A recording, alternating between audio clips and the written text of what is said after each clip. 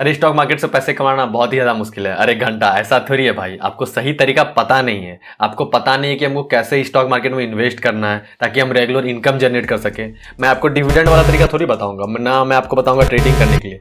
मैं आपको एक ऐसा तरीका बताऊंगा जो कि बहुत ही ज़्यादा बेसिक है, लेकिन हम इसको ना इग्नोर करते हैं। मैं आपको बताऊंगा कि आप ETF के थ्रू कैसे रेगुलर इनकम जनरेट कर सकते हो, ETF में कैसे इन्वेस्ट करना है, आपको कितना कैपिटल चाहिए ताकि आप 4 से 5% का भी आपको रिटर्न मिलेगा। जैसे कि मुझे देखो मिल रहा है 4 से 5% मैंने रिटर्न जनरेट किया है और मुझे 1000 रुपीज़ का प्रॉफिट हो रहा है, तो मैं इसको सेल करके निकल जाऊंगा, मुझे पैसा मिल गया। तो उतना ज़्यादा मैंने रिस्क भी नहीं लिया। सबसे पहले मेरे नए ऑडियंस को जिनको पता नहीं है ETF क्या होता है, मैं उनको बता देता हूँ। ETF का मतलब होता है एक्सचेंज ट्रेडेड फंड, वैसा फंड जो कि एक्सचेंज पे ट्रेड होता है। एक्सचेंज हो गया, NSE हो गया, BSE हो गया। जैसे अभी हम रिलायंस का शेयर बाय करते हैं, HUL का शेयर बाय करते हैं, ये तो हम एक्सचेंज के थ्रू बाय करते हैं ना, NSE के थ्रू या फिर BSE के थ्रू।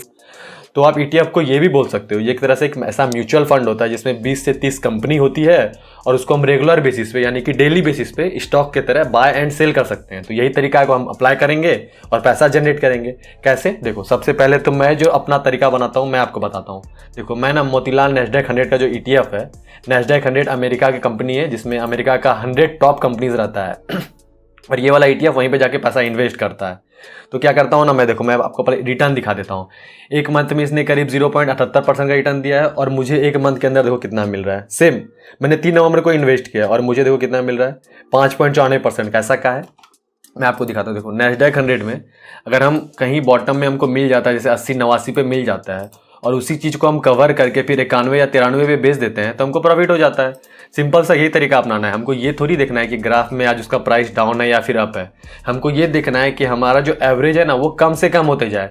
अब हम 93 पे बाय नहीं करेंगे ना, अब हम देखेंगे कि ये 5 से 6% गिर गया या फिर 3% गिर गया, फिर अगर 89 पे चल जाता है थोड़ा सा हम और बाय कर लेंगे, फिर थोड़ा सा हम और बाय कर लेंगे। लेकिन ETF में हमको यही ध्यान रखना पड़ता है कि कंपनी अच्छी है, हमारा जो पैसा जा रहा है वो कहाँ जा रही है हमको ध्यान रखना है। उसका लिक्विडिटी कैसा है, यानी कि ज़्यादा वॉल्यूम में लोग रोजाना ट्रेड कर रहे हैं कि नहीं। अब हम सेल का ऑर्डर लगाएंगे और कोई बायर बैठा ही नहीं है तो फिर दिक्कत हो जाएगा। वो हम कैसे चेक करते हैं? ज़्यादा कुछ नहीं, बस आपको नीचे स्क्रॉल करना है, देखना है कि कितना वॉल्यूम में रोजाना इसमें ट्रेड होता है, कितना लोग बाय कर रहे हैं, कितना लोग सेल कर रहे हैं। यहाँ पे हमको उसका डाटा दिख जाता है। तो इसमें करीब देखो 5 लाख लोग बाय कर रहे हैं, 5 लाख लोग सेल कर रहे हैं। तो ये हो गया हमारा। तो इसी में मैं क्या करता हूँ ना, जब ये गिरता है मैं यहाँ पे बाय कर लेता हूँ और जब ये ऊपर चल जाता है मैं इसको सेल कर देता हूँ और ये मैं रेगुलर बेसिस पे करते रहता हूँ। और इसके लिए मैंने अपना एक नेक्स्ट अलग मतलब अकाउंट खोल के रखा हुआ है। सेम ही ऐप है लेकिन अलग अकाउंट है ताकि मेरा वो लॉन्ग टर्म वाला पोर्टफोलियो और शॉर्ट टर्म वाला पोर्टफोलियो मिक्स ना हो। सिंपल सा हमको यही तरीका अपनाना है, कम पे बाय करना है, ज्यादा पे सेल करते जाना है। और ETF हमारे पास एक ही थोड़ी है, मैं आपको और ETF दिखाता हूँ। देखो निफ्टी 50 का भी ETF बाय कर सकते हो, फिर सेंसेक्स का भी आप ETF बाय कर सकते हो, निपॉन इंडिया जूनियर 20 का ETF बाय कर सकते हो, यानी कि 50 कंपनी के बाद जो होता है, निफ्टी 50 के बाद जो 50 कंपनी है आप उसका भी बाय कर सकते हो ETF। तो इस तरीका हमको अपनाना है। अब यहाँ तक तो मैंने आपको सब कुछ अच्छा बता दिया। अब थोड़ा सा सेफ्टी वाला चीज जो कि हमको ध्यान रखना है। देखो अब हम मानते हैं कि हमने कोई भी चीज को टॉप पे बाय कर लिया, मैं इसका 1 साल का कर लेता हूँ। देखो अब हम मानते हैं इसको 105 रुपीज पे हमने बाय कर लिया होता, अब इसके बाद तो ये बढ़ ही नहीं रहा है तो हम कितना दिन तक होल्ड करके रहेंगे।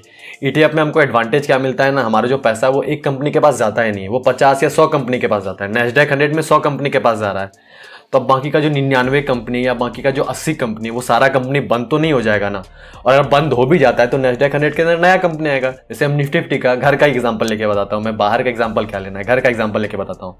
अब इसमें जो टॉप 50 कंपनी है इनमें से कोई कंपनी अच्छा परफॉर्मेंस नहीं देती है ना, उनका फ्री फ्लोट मार्केट कैप कम हो जाता है तो उसमें दूसरी कंपनी आ जाती है। जैसे रिलायंस हो गया, डिजिटल, बहुत सारी कंपनी है यार, मैं कितना बताऊंगा, लेकिन मैं फिर भी आपको बता देता हूँ थोड़ा सा ताकि आपको डिटेल में समझ में आ जाए। देखो इसका जो लास्ट कंपनी है UPL और हीरो मोटोकॉर्प है। अब इनका जो फ्री फ्लोट मार्केट कैप है, यानी कि कितना वॉल्यूम में रोज ट्रेड हो रहा है, सेल हो रहा है, वो कम हो जाता है ना, तो नीचे वाला जो दूसरा कंपनी है वो ऊपर आ जाता है। तो हमारा जो पैसा है वो ETF में जा रहा है, तो इनका जो 50 कंपनी है वो चेंज होते रहता है, तो हमको रिस्क जो है हमारा बहुत ही ज़्यादा डाइवर्सिफाई हो जाता है। अब हमने अगर गलती से कभी टॉप पे बाय कर लिया है तो हमको टाइम का वेट करना होगा कि बाद में कब ये फ्यूचर में अप होता है। हो सकता है करीब 6 महीने बाद अप होगा, 1 साल बाद अप होगा, 2 साल बाद अप होगा, लेकिन अब तो होगा ही। ऐसा थोड़ी है कि हमेशा गिरे हुआ ही रहेगा, इंडिया का कंडीशन तो बढ़ेगा ही ना। ये वाला बेसिक तरीका है, लेकिन हम लोग सही से इसको इस्तेमाल करेंगे ना तब हम पैसा कमा सकते हैं। अब हम इसमें कितना पैसा लगा सकते हैं, कितना पैसा का रिक्वायरमेंट है। देखो मैंने तो देखो इसमें करीब 20 से 21,000 रुपीज़ लगाए थे, तब मुझे 4 से 5% उसका रिटर्न मिला, तो मेरा 1000, 1200, 1300 पहुंच जाता है। तो आपको इसमें थोड़ा सा कैपिटल ज़्यादा लगाना होगा, रिस्क तो कम हो जाता है वो मैंने आपको समझा दिया, लेकिन थोड़ा ज़्यादा कैपिटल लगाओगे तो ज़्यादा जल्दी रिटर्न ज़्यादा मिलेगा और इसको आप होल्ड भी कर सकते हो। बस ये ध्यान रखना कि ज़्यादा टॉप पे बाय मत कर लेना, फिर आपको 1 साल, 1.5 साल, 2 साल वेट करना होगा। आप छोटा छोटा बाय करो क्वांटिटी, धीरे धीरे जैसे गिर गया आज तो थोड़ा सा बाय कर लो, फिर गिर गया थोड़ा सा बाय कर लो, और एवरेजिंग को घटाते जाओ। उसका प्रॉफिट जो हो गया वो हो गया। अब फिर मैं नेक्स्ट अपॉर्चुनिटी का वेट करूंगा कि कौन से ETF में मुझे अपॉर्चुनिटी मिला, फिर मैं उसको बाय करूंगा, फिर सेल करूंगा। तो इसको हम बोलते हैं ETF को स्विंग ट्रेड करके हम पैसा कमाएंगे। अब एक और तरीका IPO के थ्रू पैसा कमाने का, तो आप मेरा ये वाला वीडियो देख लेना। मिलता हूँ आपसे मैं अगली वीडियो में।